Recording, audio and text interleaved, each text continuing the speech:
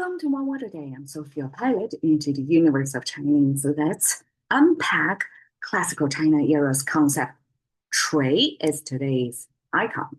And we can see simplified Chinese, traditional Chinese, they look exactly the same. And that's the digitized version of Chinese we use nowadays.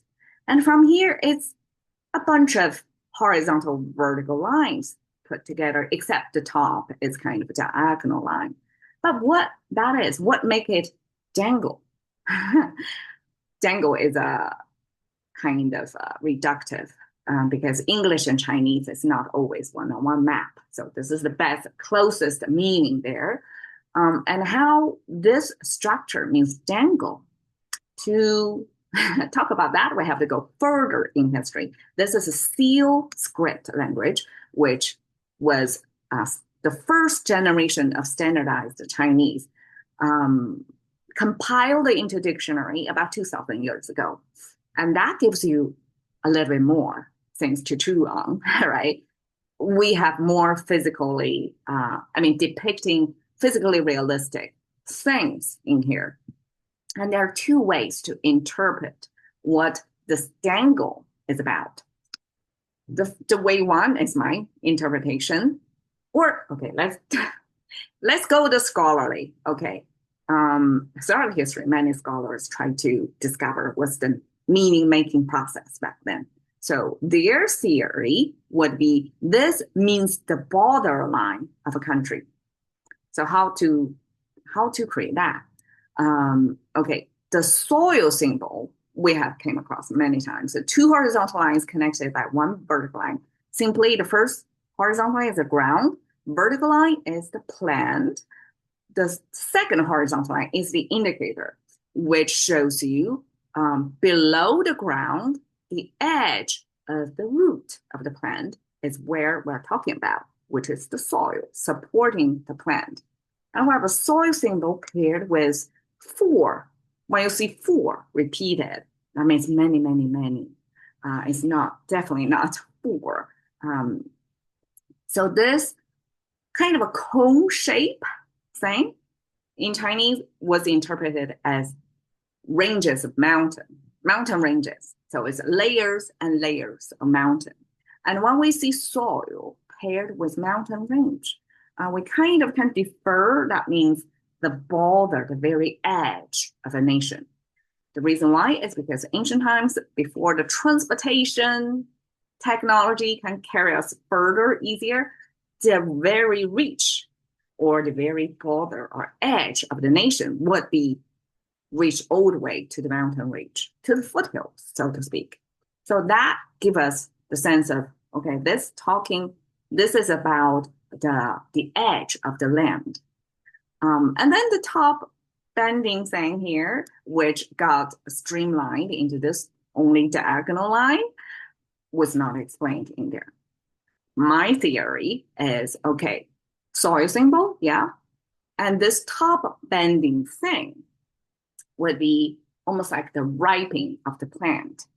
Because otherwise the plant will grow toward the sun, will go taller, right? This vertical direction, kind of anti-gravity, not reaching toward the ground, but back to the sky. And then when it gets to the stage of blooming, so these cone-shaped things, instead of mountain ranges, I interpreted it as the flowers, the petals of the flowers to be specific. So that means it's blooming. And when the plant is blooming, especially it has layers and layers of petals, that means it's a big bloom and it's going to carry the plant downward, kind of make the top of the plant start to bend. That doesn't mean it already it's right, because ripe would be for humans, we would consume their seeds, their fruits, right? Here it means it's on the way to ripen. In fact, it's a blooming. And that's the imagery of this plant created. That's when it has this big flowers blooming there. And that gives you the sense of dangling from this plant-based icon. Okay, so that's my interpretation. whichever ones would make sense to you, we can use that. So tree, the edge of the land often made into, even if it's right now it's a dangle, that edge of the land would give it a sense of horizontally the expanse of something, versus dangle is more vertically gravity directed direction. So I guess we can view tree in both ways, either horizontal because it does made into expressions like a bian tree, that we're talking specifically about the edge of a regime or nation, versus here tree is more like we're talking about the gravitational direction, a vertical direction. So here, the three expressions, trillion, same pronunciation, but the second character switch out, totally different meaning, and 垂青, they are all grouping around the vertical tree instead of horizontal, the edge of the nation. So one character, two ways of reading, and today's discussion is more this vertical thing. Why vertical? Because ancient times, the language reflect the societal structure back then. It was a hierarchical structure. We can roughly picture it as a pyramid. The ruler is on the very tip of the power structure. And then we have a bigger base, the mass, the commoners at the bottom. And when we talk about a tree, it's this dangling, give it a sense of it's vertical. Just like in English, we have this letter climbing, right? Why we use climb? We use this vertical sense to give you this societal stratification thing. But in Chinese, we use this dangling to give you this vertical sense of there is a direction. Specifically, if it is dangle, there is a direction of high power to low power, directional attention giving.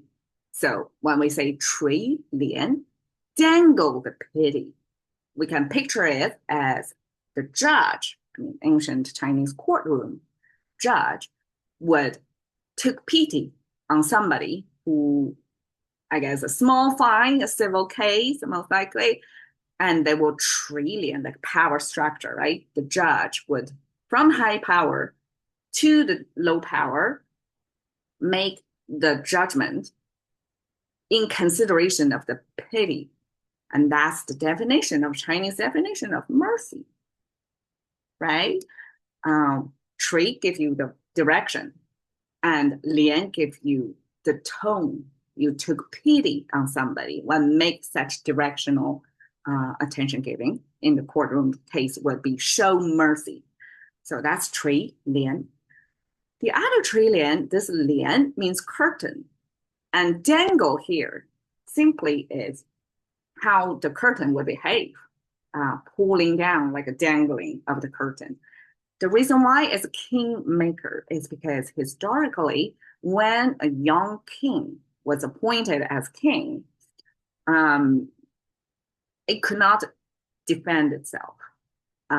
So for the mother of the king, most likely, or the mother's brother, right, the uncles of the young king, would be the person who would be the main decision maker.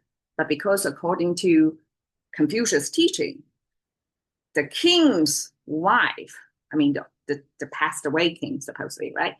The king's wife cannot face to face with the courtroom, the palace full of ruling apparatus there, the ministers, the generals, like a group of guys, most likely, right? So this supposedly queen or the top concubines of the king that cannot face directly to them, so has to be behind the curtain. And even if the young king would sit on the throne, everybody knows that the real decision maker, the real ruler would be the mother of the young king. So that is the expression came from. We Chinese even coined this expression to tell you this phenomenon of this kingmaker, of this mother son holding on to power scenario. Okay, 垂青. Qing is a color in specific in Chinese that's between blue and green. And we use qing to mean the green years, meaning the young. And when we say 垂青, that means those in, I guess, authority figure or powerful figure, people who are already mature, established, took somebody under their wings, basically. And that's the favor. So here is just to show you a dangling. And we know in Chinese, it took on the whole power structure mapping there. When we use tree, it really gave you the sense of somebody is giving favor or took pity on somebody that's from higher power to lower power. Thank you for your time. See you in another.